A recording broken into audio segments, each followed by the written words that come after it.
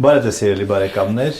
առավոտի տաղավարում է Հայաքվե միավորման վարչության անդամ Հրայր Կամեդատյանը, շնորհակալություն Հրայր։ Համեց։ Մենք այսօր խոսելու ենք սոցիալական, սոցիալ-տնտեսական խնդիրների մասին։ Համաձայն եք, որ նախընտրական շրջանում ամենաարդիական թեման է, ասենք թրիփը կամ չգիտեմ հապկը սովորական մարդկանց այդքան էլ չի հետաքրում, որքան հետաքրում է իրենց աշխատավարձը, իրենց թոշակը եւ այլն։ Ընդհանրապես իհարկե դժվար է սխալ է մարդկանց բաժանել, սոցիումը բաժանել ինչ-որ էլիտաների կամ եթե ոչ էլիտաների, բայց պետք է արձանագրենք, որ մարդկանց գալի մասն հետաքրքրում է կոնկրետ իրենց տանային տնտեսության վիճակը, եկամուտները, ծախսերը, իսկ քաղաքական, էլ չեմ ասում, բարդ հանգույցները, քաղաքական հասկանալ համար մարդիկ ներկա ժամանակներում ոչ ցանկություն ունեն ինչ-որ առանձնակի հետաքրքրվելու։ Դրանից բացի փաստաթղթերից գալի մասը, փաստաթղթերում առկա խորամանկ ձևակերպումները, հետադենք հավելվածների լինելու փաստը, բայց բացակայություն ուսումնասիրության հետ կապված, սրանք մարդկանց պարզապես զրկել են քաղաքական թեմաներով իրապես հետաքրքրվելու եւ մեթոդոլոգիական որոշակի իրենց համար գոնե եզրակացություններ կատարելու այդ հնարավորությունից։ Բայց պետք է ասեմ, որ մենք օրինակ թոշակների հետ կապված մեր արշավը երբ որ իրականացել ենք նոյեմբեր ամսից սկսած, մենք շփվել ենք հավանաբար կոպիտ հաշվարկով մի 200,000 մարդու հետ։ Այս 200,000 մարդու մեջ զարմանալի բան ասեմ, բայց հեռավոր շրջաներում կային սթափ դատող,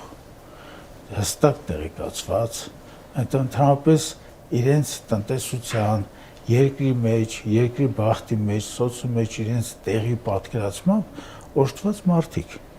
Եվ ինչու՞ չէ, հայտնում են բավականին տրամաբանված կարծիք, բերում են իրենց մտահոգությունները եւ կարծում եմ բաժանել այնուամենայնիվ իմացողների, չիմացողների, դա թեմային մոտի կանգնածների կամ ոչ այնքան, կարծում եմ դա ժամանակի հարց է եւ հաշվի առնելով ներկա հնարավորությունները մեդիայի, չէ, կարծում եմ գնալով մանավանդ երիտասարդությունը, որը թվում է թե հակված չէ լինելու գոնե տնտեսական հոգսերի հետ կապված հարցը, բայց երիտասարդությունը ընթացքում աճում է, հասարակության մեջ իր տեղը գտնում է եւ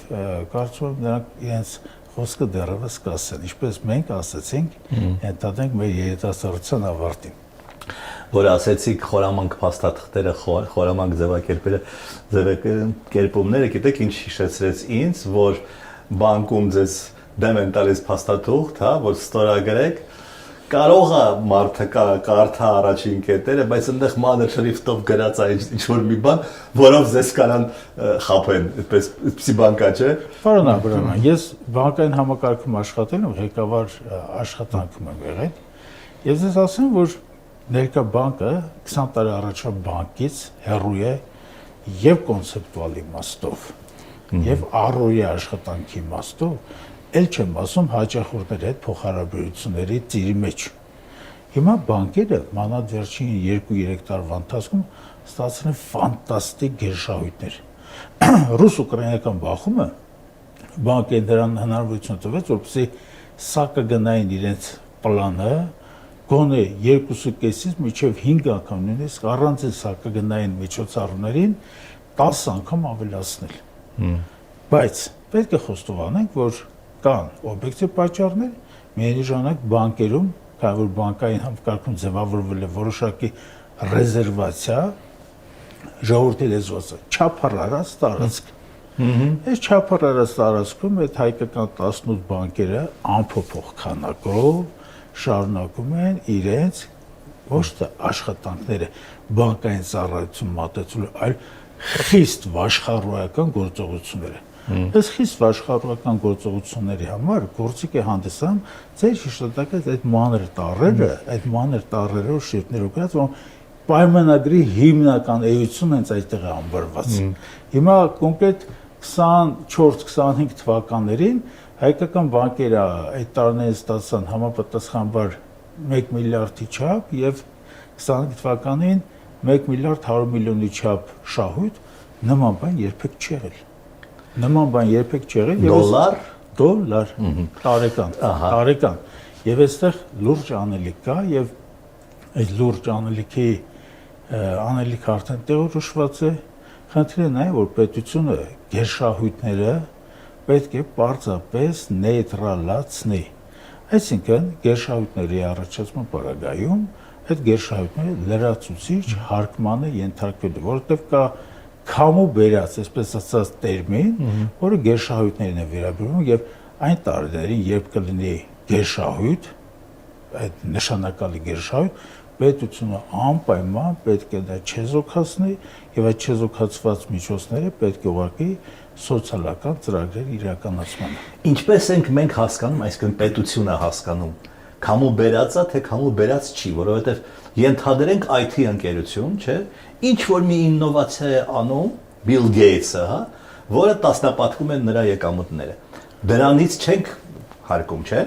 Դրանից չենք հարկում, բայց այստեղ դուք բերում եք օրինակներ, որոնք կոնցեպտուալ իմաստով իրար հետ կապ չունեն, որովհետև մասնավոր ձեռնարկատիրությունը բանկային համակարգ չէ։ Եթե բանկերն են մասնավոր, չէ՞։ No, սպասեք։ Բանկերը ունեն լիցենզավորման կանոնակարգ։ Բանկերի լիցենզավորման կանոնակարգը, որտեղ կարելի ասել ամեն ինչ դարակարգ, այսպես ասած, մշակված է, դրա հետ կապված աշխատանքների շարունակություն, ալգորիթմը կա։ Բանկային համակարգի գերշահույթը ձեր բերած օրինակի, որովհետեւ տնտեսվարող գերշահույթի հետ համատելը սխալ է։ Որովհետեւ այդ նույն տնտեսությունը կարող է եւ ստանում է, եթե իր ստարտափի կոնկրետ ձեր բերած օրինակով, որը հայտնագործության, ինովացիոն միջավայրի նոր մի բաղադրիչ ստեղծելու իր երջանկություն ունի, այսպես ասած իրենց ուղեղի համապատասխան, չէ՞, սա ստանում է մրցակցային միջավայրում, երբ իր հետ հավասար տասնյակ հազարավոր, այսպես ասած, տնտեսվարողներ կարող են նույն թեմայի շուրջ ունենալ հետազոտություններ, հայտնագործություններ եւ հաջողված աշխատանք։ Բանկային համակարգում պատկեր այլ է։ Ասում եք 18 հատ է, իրար չեք մրցում։ Մի րոպե։ Բանկային համակարգի 18 հատը, որ պահվում է արդեն մոտավորապես 20 տարի, սա նշանակում է, որ այստեղ կա կարտելային համաձայնություն։ Հիմա պատտվեք, որից բանկային ծառայության շուրջը փորձեք ինֆորմացիա, տեղեկատվություն հավաքել հայկական բանկերից վստահեցնում եմ 18 բանկում ձեզ կառաջադրեն նույն պայմանը։ Բացարձակ նույն պայմանը բանկերը այս մանավանդ հայկական իրականության մեջ դարձել են պետության կողմից հստակ լոբինգ, այսպես իրականացնող գործարքի մի մասը։ Հեռու գնալ պետք չէ, բանկային համակարգից դեպի կառավարություն, այսպես ուղեգրվել է մի անձնավորություն, փոխվարչապետը, չէ։ Հիմա ուղեգրվել է աշխատում է մարդը, բան չունեք ասել։ Մեկուսը լավ է աշխատում, չնայած գնահատականները որպես կանոն պաշտոն լքելուց հետո են իրական գնահատականները առաջանում։ Բայց նայեք, որ կառավարությանը ֆինանսավորում են բանկերը, ընդ որում ֆինանսավորում է կառավարության այդ ամբողջ պորտֆելի մեջ պարտքային պետությունը, երբ որ գումար է ցանկանում ունենալ օգտագործել համար, նա արտատոմսերի շուկա կա հայկական ներքին եւ այստեղ բավականին բարձր տոկոսով բանկերին պարտք է նվեր տալիս։ Բանկերը ոչինչ չանելով արդեն 12-13%-անոց, այսպես ասած, պորտֆելներ են ձևավորել պետական պարտքի։ Եվ ես ասեմ, որ ամենամեծ տեսակարար կշիռը այս իմաստով ունի այդ փոխվարչապետի նախկին աշխատավայր հանդիսացող Արշին բանկը, որտեղ նա տնօրեն էր։ Թոշակները 10,000 դրամով բարձրացան։ Հիմա դրա համար բյուջեից միլիարդավոր դրամներ պետք է գնան։ Մոտ 80 միլիարդ։ Հա։ Թոշակառոնները երջանիկ են, թե չէ։ Ну, երջանկության պատկերացումները կարծում եմ պետք չէ, ընդհանրենք 10,000 դրամ ունենալու կամ չունենալու հետ կապել։ Խնդիրը նայեք ինչպես դասավորվեց։ Թոշակները բարդացման ամբողջ արշավը մենք ենք սկսել։ Հայակվի ազգային միավորումը։ Նոյեմբեր ամսից սկսած մենք սկսեցինք իրականացնել հիրավի այս մեդիա ճակատամարտ։ Ամեն օր մենք թողարկել ենք նյութեր, գնացել ենք հանդիպել ենք մարդկանց հետ, արել ենք անշ վերլուծությունները եւ կառավարության որոշ անդամներ սարսափում էին մեր մասին պարզապես որևէ ակնար կա որոշման լսելուց, որովհետեւ մենք հստակ առաջադրում ենք, ասում ենք բյուջեում հնարավորություն կա, մենք տնտեսագիտորեն նաև բյուջետային պլանավորման տեսանկյունից այս ամեն ինչը ապացուցում ենք, գումար որտեղից կարելի է բերել, գումարը ինչից է առաջանալու, ոնց է լինելու, մի խոսքով ամբողջ ճանապարհը մենք գծում ենք, որտեղ նախ այդ բնակավարում աշխատել ենք, երկրորդ թիմը, որ հավաքել ենք, ուներ եւ սոցիալական աշխատողի հաջողված փորձ, ուներ տնտեսագետների, ֆինանսիստների, բյուջետային պլանավորման եւ ընդհանրապես մարդկանց փոխհարաբերության, այսպես հաջողված փորձ։ Ման հասան նույնիսկ այնտեղ, որ Արսեն Թորոսյանն անով մի բան կա, մի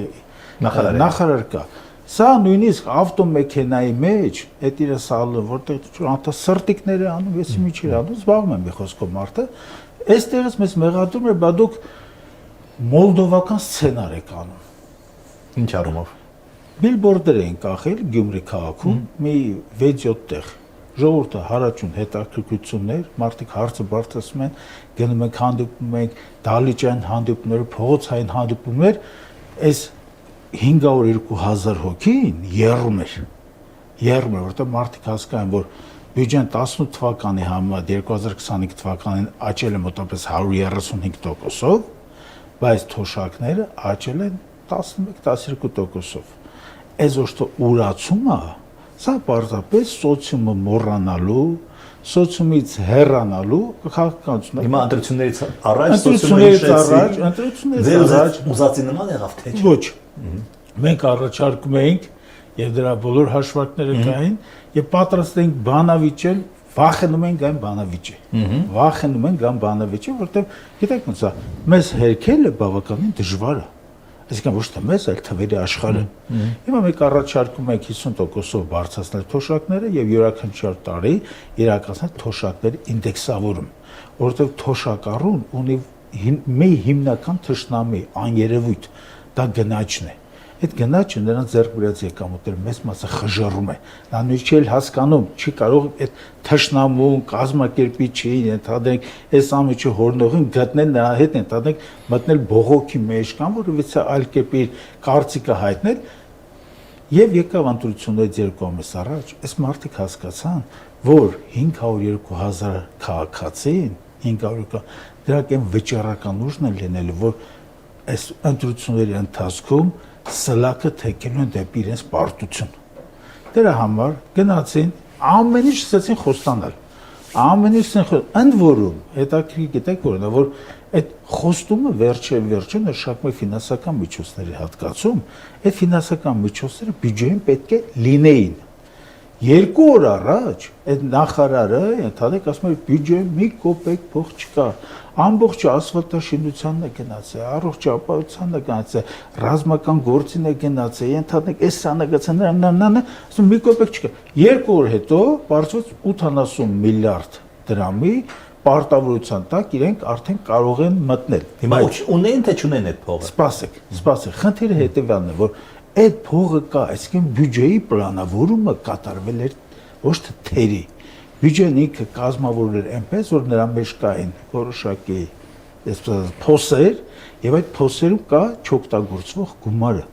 Այդ զանազան ծրագրեր են, պարազի ծրագրեր են դրանք։ Այդ զանազան պարազի ծրագրերից փորձեցին այդտեղ գումար հանել, բայց հունիսից հետո այդ գումարները չեն լինելու։ Հիմա ամենակարևոր հարցը նաև գիտեք որովհետեւ այս ամբողջնած մեթոդոլոգիան ես ներկայացնեմ, հետ վճարի համակարգը, չէ՞ գործում է։ Քեշբեք կոչեցալը, այս քեշբեքի գումարը բյուջեում չկա։ Այս քեշբեքի գումարը լինելու է այսպես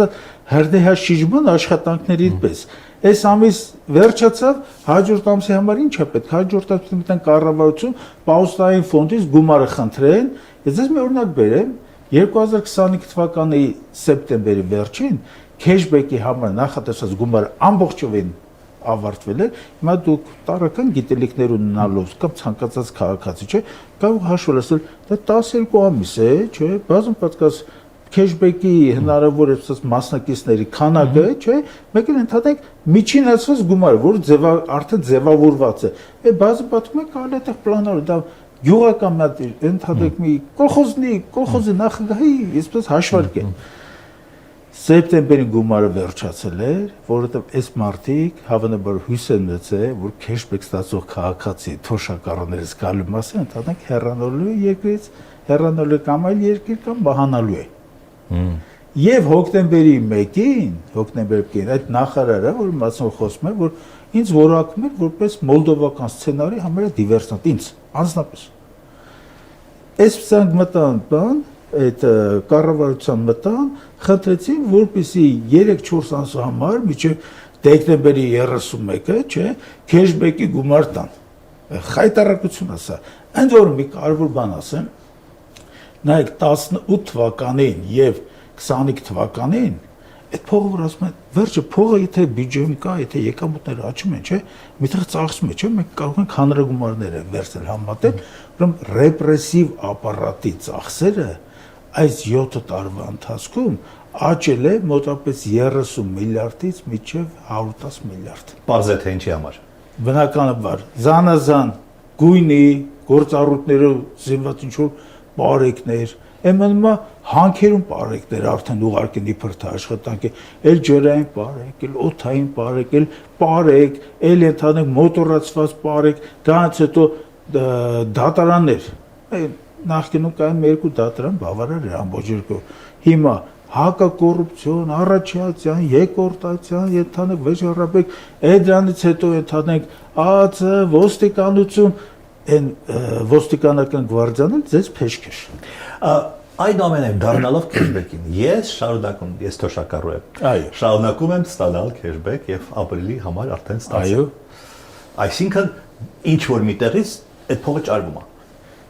Այստեղ մի կարևոր խնդիր կա, պարոն Աբրահամյան, քեշբեքը ինքը պետությունը թույլատնելու, պետության մեջ ֆինանսական անկայունություն հաստատելու լավագույն գործիքներից մեկն է։ Գիտեք ինչու՞։ Որտեւ եթե պետությունում կա հստակ ՀԴՄ, թափանցիկ, այսպես հարկային ռեժիմ, չէ՞, բոլոր խոշոր գործարարների մոտ, հիմնականում այդ վաճառական կետերում ՀԴՄ-ները կան։ Այսինքն սա 100% թափանցիկ է։ Այդ մեկ։ Երկրորդը, երբ որ ՀԴՄ-ից զատ կա նաև tax service-ում այդ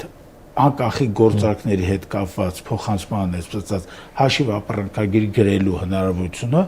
100% թափանցիկ է։ Երբ որ կա կանխիկի սահմանափակումներ, չէ, գործարքների հետ կապված, համարյա 100% սա քեշբեք ինչ եք տալիս։ Ժողովրդին պահակ եք սարքում ֆինանսական։ Իմաստը ո՞րն է։ Իմաստը սոցիալական խաբեությունն է։ Սոցիալական խաբեությունը իհարկե ցանկացած մարդու հաճելի է, ընդհանրենք նաև պետք է տնտեսության համար որոշակի գումար պետությունից վաստակել, այսպես սերունդների համերաշխության պատկերացումից նաև ելնելով։ Այսինքն եթե ես իմ թոշակը քարտով եմ վճարում ամեն տեղ, ապա դրա համար ինձ խրախուսել առանձնապես պետք չի։ Վերջ, եթե երկրում հաստատված է 100% թափանցիկություն, դու ինչու ես ահռելի քանակով ծախսեր կատարում, այս ամեն ինչը որոշակի տեխնիկական պարամետրերով կառուցելու համար, որոշակի տեղեկատվական տեխնոլոգիաների հետ կապված, ծրագրային սոֆտի հետ կապված, երբ որ դա թափանցիկ է, ինչ եմ պետությունը այստեղ այդ ահռելի ծախսերը որ կատարում է քեշբեքի հետ կապված, ես հավատացնում եմ, որ եկող տարի այս քեշբեքի հետ կապված լրացուցիչ զարգացումներ լինելու, որտեղ վերջը, եթե ամեն ինչ թափանցիկ է, դու ինչու ես մարդկանց ուղում առևտրի, իսկ իրենք խոստովանում են, որ մարդկանց ուղում են առևտրի, որտեղ իրենց ֆիսկալ հնարավորությունները չեն ներում, որպեսզի ամեն ՀԴՄ գլխի մի ընդհանուր տեսուչ կարգեն։ Մի այսպեսի հետաքրքիր խոսք կա, հարկահավաքության մասն են ասում, ասում է հարկահավաքությունը նման է սագ, այսպես ասած, սագը ընդհանրենք փետրահան անելու։ Ասում է իմաստը ո՞րն է, ասում է, դե ասում է իմաստը հետո մաքսիմում կերպով, ասում է փետուրը քաշես, հանես, դրան տկլորացնես մինիմում ֆշշոցով։ Այնուամենայնիվ ինչ որ բան կախված է մշակույթից։ Ես պատրաստվելով այս հաղորդմանը նայեցի, որ Չինաստանում թոշակը, ուրեմն քաղաքում 3000 յուանի, այսինքն մոտ $450, իսկ գյուղում 10 անգամ ավելի քիչ, բայց նրանք գիտեն, որ իրենց կոնֆուցիական այդ փիլիսոփայության համաձայն միևնույնն է ծնողների մասին հոգ կտանեն մարդիկ։ Նու արվելքի Կոնֆուցի, Լաոզի, Սունզի, Բոդխիթ Խարմայի այդ ուսմունքները մենք ճիշտ որ ասեմ, այստեղ անելիք չունենք։ Այնպես են տարբերվում մեր պատկերացումներից։ Մեր մենտալիտետը եւ ուրիշ է, եւ պատմականորեն ձևավորված իհարկե ավանդական ընտանիքի պատկերացումներ մեր սոցիումի մեջ եղել է, միշտ կա եւ կլինի, կշարունակի մնալ։ Ինչքան էլ ենթադրենք տարբեր ուղղություններից փորձել այդ ամենը չընթանենք անդառնալիորեն վնասել։ Բայց եկեք այսպեսի մի բան արա, այսպեսի մի հարց օրինակ, կողքի Վրաստանը, չէ՞։ Տեսեք ինչ է անում։ Քաղաքացին ստանում է, քաղաքացի թոշակառու Վրաստանում ստանում է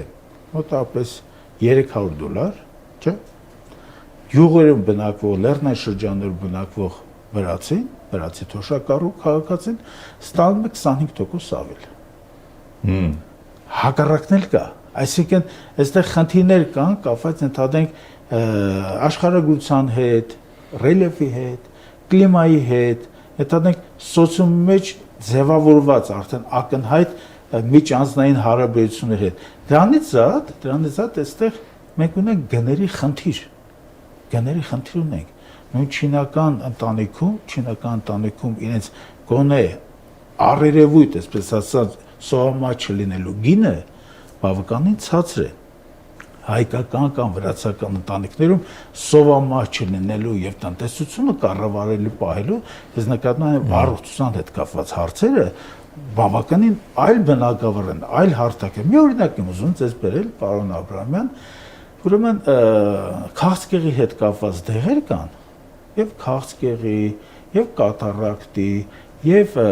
ինսուլտի հետ կապված դեղեր կան, Հայաստանի Հանրապետությունում 300% ավելի թանկ են, քան Չինաստան։ Ոչ, քան Վրաստան։ Քան Վրաստան։ Հետաքրքիր պարադոքս է ստացվում, միջած ամոթալի պարադոքս է դա, որ հայկական քաղաքացին, չէ, Ալավերդու շրջանի հեռու գյուղում ընդհանրենք Շամլուխում կամ այդ մնացած այդ գյուղեր կան, ոտքով կարող է անցնել սահմանը, գնալ 100 մետր, 200 մետր անցնել սահմանը, այնտեղ ձեռք բերի իր դեղերը 3 անգամ էժան։ Սա քննելու հարց չի, իհարկե քննելու հարց է։ Ով պիտի քննի։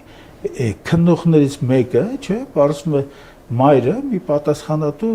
մեկը կա, էլի, բարձում է մայրը դեղ ներկրող է խոշորագույն։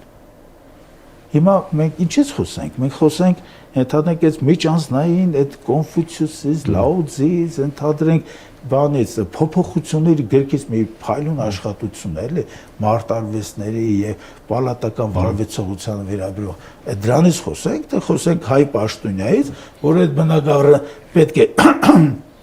համակարգի վերահսկողական լիազորությունները իրականացնի, բայց պարզվում է մայրը խոշորագույն ներկրող է։ Մենք կարող ենք նաև խոսել պաշտոնյաների ցինիզմի մասին, որովհետև Աշնանը Փաշինյանը ասում էր, դե ինչի վրա պիտի ծախսեն։ Նրանք չեն էլ հասկանում այդ 10000 դրամը, որ տամ ինչի վրա պիտի ծախսեն։ Հիմա նախընտրական կամպանիայի ժամանակ մի տարեց կնոջ ասաց, հա, հիմա 3 կիլո միս կկարողանաք առնեք։ Բավականին ցինիկ է հնչում։ Այս իմաստով մենք իրականության մեջ վախում ենք ինչ որ Մուսոլինի ռեինկարնացիայի հետ։ Իրականում ես երկուսի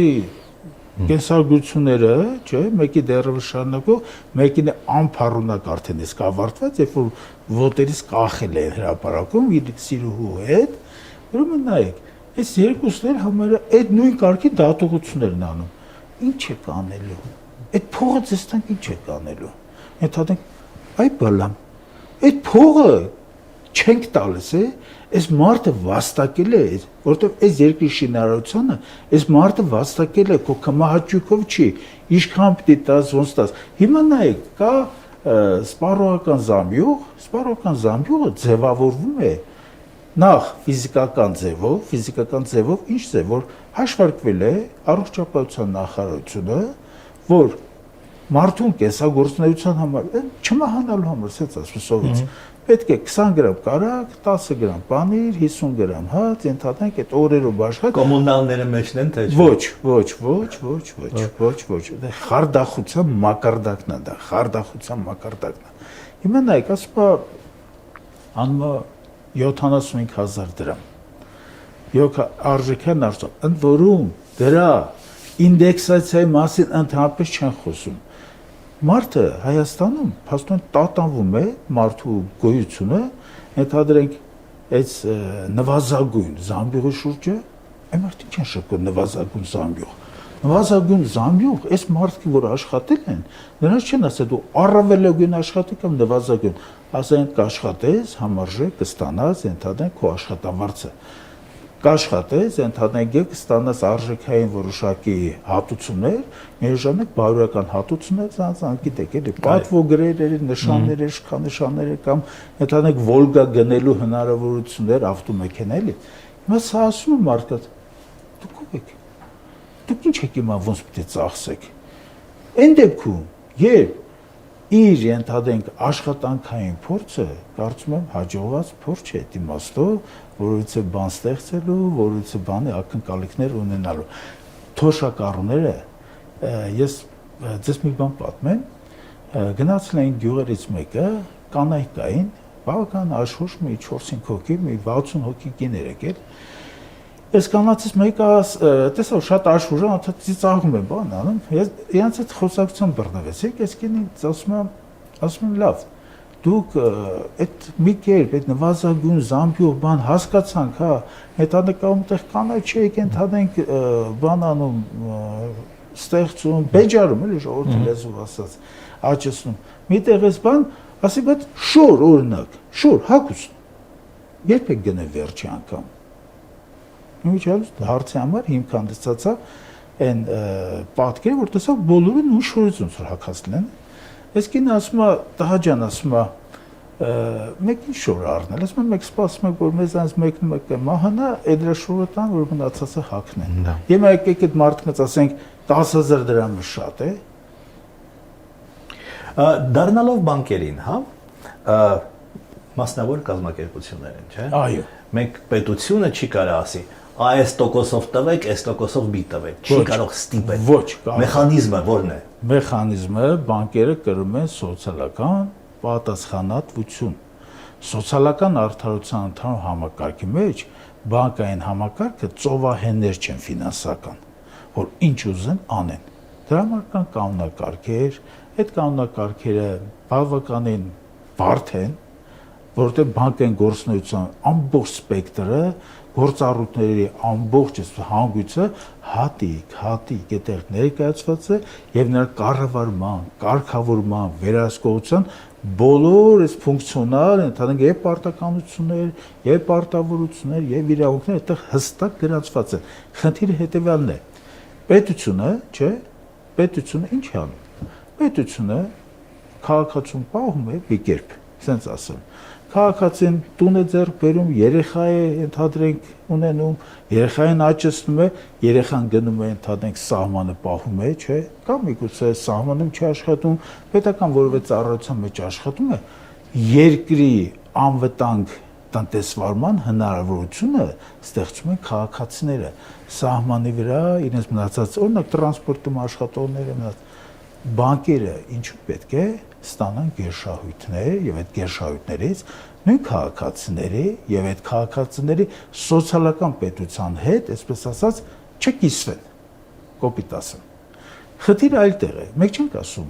որ բանկերը այն կարգի բանկերի ձեռից եկամուտը վերցնեն, որ բանկերում աշխատելու է ընդհանրենք մոտիվը պարզապես բացակայ։ Ոչ։ Կան գերշահույթներ, գերշահույթի այսպես վերլուծությունը եւ նրա տեղորոշումը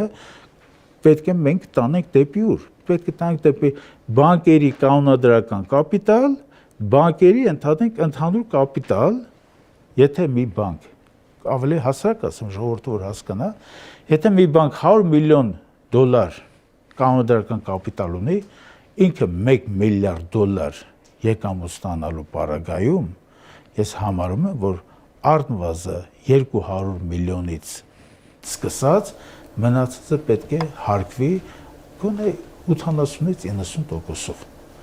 Հետաքրքիր է, որ մեր իշխանությունները իրենց սուպեր Եվրոպամետ են պատկերացնում, բայց չեն ուսումնասիրել Գերմանիայի, սկանդինավյան երկրների փորձը, որտեղ իրական սոցիալիզմի երկրները։ Այո, որտեղ այդ ամենը արվում է, արդեն մշակված է վաղուց, այո։ Ես մի օրինակ եմ ուզում ձեզ բերել,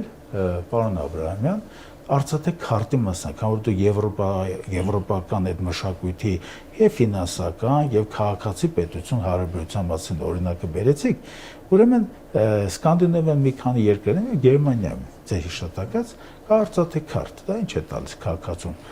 Արցախ հատուկ են անունները, որ սպիտակի հետ կապված, ծերության հետ կապված եւ ապահովության եւ մտքի բարձրության եւ բարության հետ կապված սպիտակ գույնը, կապույտ գույնը, այդ հիմնական դրանք են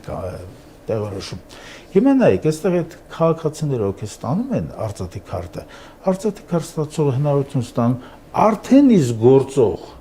զեղչային համակարգերից զատ մոտավորապես 15%-ով ստանալ լրացուցիչ զեղչ դեղատաներում։ Կուլտուրական մշակութային օջախները այցելության ժամանակ նորից 15-ից 20%։ Թանգարանների այցելություն, տրանսպորտի ծառայություն օգտվելու այդ Արցախի քարտը բացի նա որ նա արդեն ունի զեղչեր, ունի հնարավորություններ պետության հետ այսպես համագործակցելու եւ երջանկության իր փոքր մասնաբաժին ունենալու, դա հենց կա Արցախի քարտ։ Հիմա այս Արցախի քարտի հետ կապված մենք պատրաստել ենք այդ ծրագիրը պատրաստ մենք ունենք։ Այո, միջալուց ես դες ասեմ վերջին օրերին քննարկում ենք մոտակա ընտրությունների մեր մասնակցության հետ կապված խնդիրներ, որոշակի քարոզչական խնդիրներ եւ արշավներ։ Մենք դրանք տեղորոշում ենք, դրանց բնութագրում ենք որպես արշավ։ Նպատակ, մասնակցությունից հետո արդյունքների գնահատում եւ հետագա աշխատանքների մեջ դրա ընդհանրենք բանը ինտեգրում։ Հիմա այդ ունենք օրինակ շատ կարևոր մի արշավ ունենք, շուտով դա ենք սկսելու, պրոթեզավորման արշավն է։ 250,000 քաղաքացի Հայաստանի Հանրապետություն ատամնաշար չունի։ Բայց պարզապես ատամնաշար չունի։ Ատամնաշարը միայն գեղագիտական նպատակներով չենք այդ հարցին անդրադարձել, որտեղ ատամնաշար չունեցող քաղաքացին նա չի կարող կերակուրը մանրել։ Առողջության խնդիր։ Առողջության խնդիրը եւ աղստամոքսային, գաստրիտային բազմաթիվ հիվանդություններ են առաջանում եւ պետությունը, որը առողջության այս ընդհանուր ապահովագրությունը պարտադիր ցանկում ստոմատոլոգիան բացակայում է ամբողջովին, բայց պետությունը ունի գաստրիտ, ընդհանրենք աղստամոքսային տրակտի հիվանդությունների բուժման պարտավորություն 65 պլյուսերի։ Մենք հիմա այդ 250,000 քաղաքացու հետ մտնելու ենք կոնտակտի մեջ, արդեն մտել ենք։ Քաղաքացիները բնականաբար ինչ են ուզելու։ Քաղաքացիները ասում են ապրեք, ստեղծեք։ Հիմա այս գումարը որտեղից։ Ցանկացած պետական պաշտոնյակ ասի գումար չկա, նույն ձևի ասֆալտ են կարել, էս են կարել, դրա փողը չկա։ Դրա փողը կա, մենք հաշվել ենք արդեն։ Հետո 4-ը այսպես պերիոդիկայով անելու դեպքում 4 տարվա ընթացքում տարեկան 6.5-7 միլիարդ խնդիր են ընդամենը։ Շատ այդ գումարը թեքիչ, եթե ես օրինակ բերեմ, վերջի մի շաբաթ առաջ, 10 օր առաջ որոշեցին, որ 25 թվականի երկրորդ կիսամյակի հետ կապված պարգևներ են բաժանելու 4.5 միլիարդ դրամ։ Այդ իրենց պարգևավճարները։ Իրենց նոր պարգևավճարներ, ընդ որում խարդախության եւ ցինիզմի գագաթնակետը գիտեք որտեղ է, որ ինչ ասել, այս իշխանությունները հներից նախին կոչեցած տամ որ սրանք խարդախ խորամանկ ցինիկությամբ են զբաղված։ Տեսան որ նախկին պարգևավճարների բաժանում էին 3.5 միլիարդը աղմուկ բարձրացած, հիմա որոշել են այդ գումարը ամսի-ամիս են բաժանելու, որպեսզի քաղաքացիները չիմանան դրա մասին։ Հիմա հաջորդ արշավը այդ պրոթեզավորումից հետո հաջորդ արշավը բարձրագույն կրթությունը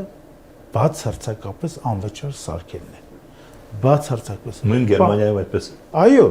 33 հաշվարկներ ունենք։ Հստակ հաշվարկել։ Մի հատ մեծ թիմ ունենք, մի 15 հոգի, այդ որում շատ ժամանակ թիմի անդամներից գալու մասը ինձ գերազանցում են գիտելիքներով, ես իրենցից նաև սովորում եմ։ Հիմա նայեք, մոտավորապես 33 միլիարդի ծախս է դա, այս 33 միլիարդի պես պարագայում մենք գիտեք ինչ են գալիս այդ բարձրագույն ուսումը, որ անվճար ենք դարձնում, չսովորող մարդը, իր համալսարանում տեղ չպիտի ունենա, եւ համալսարանի դասավանդող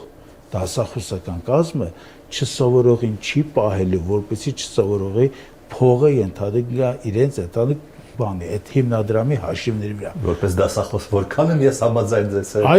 Այո, որովհետև մենք այսպես լուսնից կամ այլ ընդհանրենք անդրոմեդաների չենք եկել, մենք հստակ իրավիճակը պատկերացնում ենք եւ հիմա նայեք, մենք մոտավորապես 3-4 տարվա ընթացքում այս խնդիրը լուծում ենք։ Այս խնդիրը լուծելու հետ միասին մենք ինչ ենք լուծում նաեւ։ Մենք լուծում ենք համերաշխության, սոցիալական համերաշխության խնդիրը, որտեվ ուսանողի ընտանիքը, որը որ 550-ից 600,000 դրամ հատկացում ուսանողին, այդ որ գալիս է նաև մարզերի սովորումը Երևանում, չէ, նա ազատվում է այս շրջանառու միջոցը տալու ընդհանրենք վատ ուսման այդ առաջին։ Երկրորդ, նա ազատվելու է, դրա հետ կա հարակից նաև այլ ծրագիր, ուսանողական տարիք, ուսանողական տանիք։ Մենք պետք է կամպուսների, հանրակացարանների մեծ ցանց կառուցենք, ուսանողը չպիտի մտածի, ընդհանրենք վարձը տամ, ոնց տամ, ծնողը ակադեմիական քաղաքի հետ կապ չունի։ Այդ ակադեմիական քաղաքի հետ կապ չունի, որովհետև եկեք համոզվեք, որ բոլոր խելացի մարդիկ արդեն իսկ իրենց համար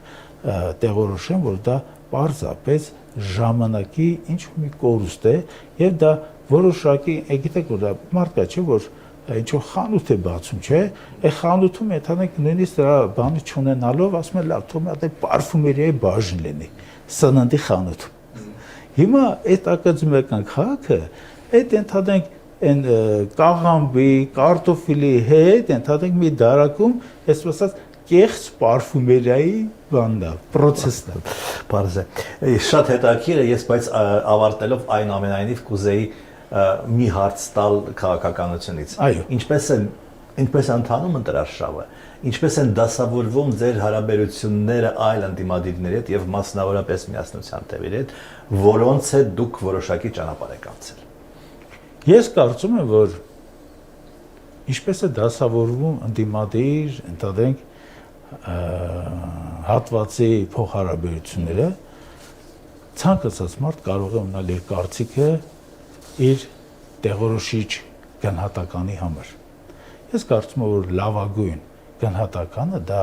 հունիսի 8-ին ձևավորված պատկերն է։ Ես քավլեցի, պարզապես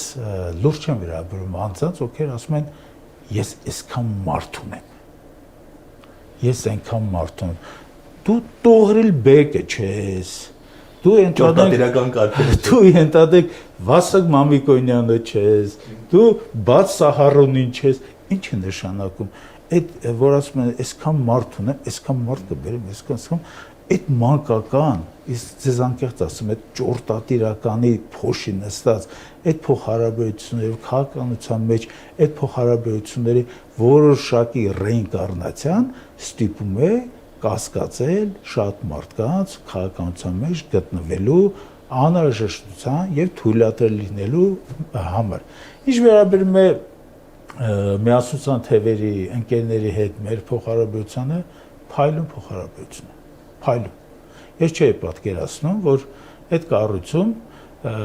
բազմաթիվ ընկերներ ունեն, որ այդ կառույցում են, այդ դրանից զատ վերջին մի ամսվա ընթացքում այդ կառույցում հանդիպեցի էլի շատ մարդկանց, որոնց հետ հենց հիմա իրար գրում ենք, հանդիպում ենք, քննարկում, խնդիրը գիտեք որտեղ է։ Մենք կանգնած ենք մի ճգնաժամի մեջ միջև ծնկները մեր եւ երկրի իշխանությունը կենտրոնացած է մի խափեբայի ձեռքում եւ այս իմաստով կլինի ընդհանրենք միասնության թևեր, վճռականության ոտքեր, ընդհանրենք արդարության բազուկներ, տարբերություն չկա։ Մենք բոլորս պետք է հիշենք նացիստական Գերմանիայի օրինակը։ Ասում եմ Հիտլերը միանգամից Հիտլեր չդարձավ։ Սկզբում նրանք եկան եկեղեցականների հետևից, կաթոլիկ միսիոներների հետևից։ Հետո եկան հрьяաների հետևից։ Հետո սոցիալիստների հետևից։ Հետո Թելմանի եւ մնացած այդ խորհրդային գործականների հետևից գնացին։ Եվ արդյունքում ինչ ստացվեց։ Յուրաքանչյուրը փակվեց իր ենթադրեք փոքրիկ այդ բնիկում, չէ, պայքարի դուրս չեկավ, չէ, եւ արդյունքում ունեցանք 33 թվականին այսպես շռնդալի կերպով մի կանցլեր դարձած, բայց ընդհանուր կես տարի հետո այս մարդկության համար աղետ դառած ինչ որ մեկի հետ աշխատանք։ Մի օրինակ եմ ուզում, քանի որ հասկանում ժամանակը քիչ է, պատկերացրեք մի օրինակ բերեմ հենց այդ նացիստական Գերմանիայից։ Ուրեմն Հիտլերը երբ որ կանցլեր է դառնում, մի կես տարի հետո Հիտլերին զեկուցում է, բա հարկային ծառայությունից մի պաշտոնակատար անց քեզ դատի է տվել։ Ասում է, ինչ է, ինչ խնդրեմ ինչի մեջ է։ Բարձր որ այդ իմ պայքարը Mein Kampf-ը որ կա, այդ գիրքը որ արգելված է ժամանակին, այս Mein Kampf-ը որ նրանք հրատարակել են, նրանք սել են ծախել։ Իրենց ընդհանրենք այդ նեոնացիստական կազմակերպության աջակիցների վրա 7 կարծեմ մարկ է եղել գինը ու ծախել են կուսակցական գանձարան մուտք են արել, բայց հարկերը չեն վճարել։ Այս կլերկը հարկային, այս ծառայողը հայտնաբերել է, ասել է Հիտլեր չի ուզում Հիտլերի եսիմ ընդհանրենք ծանոթները լինեն։ Տվել է մի անգամից գործակազմել, տվել է դատարան, Հիտլերը կանչել է մարդուն, ասել է, գիտեք ինչ ասել է, դու Գերմանիայի իրական այսպես քաղաքացին ես, որովհետև ասում է, այս ամեն ինչ ուտենալը, որ Գերմանիայում ունեն բացարձակ իշխանություն, չէ՞, դու փաստորեն գերմանական արժեքները պահել ես քո աշխատավայրում։ Ես հիմա ինչ եմ ցանկանում դրանով ասել, նաև որ մեր յուրաքանչյուր անդիմադեր ընկեր, անդիմադեր քաղաքացի, նույնիսկ մեզ ոչ ծանոթ, իր մեջ պետք է խիզախություն գտնի, իր մեջ պետք է ձևավորի մեր արժեքներին տեր կանգնելու հաստատակամություն եւ հունիսի 7-ին կատարի համապատասխան ընտրություն։ Շնորհակալություն հետաքրքրության։ Համեցեք։ Սիրելի բարեկամներ, ես հիշեցնեմ, որ ես զրուցում էի Հայ ԱՔՎ միավորման վարչության անդամ Հրայր Կամետատյանի հետ։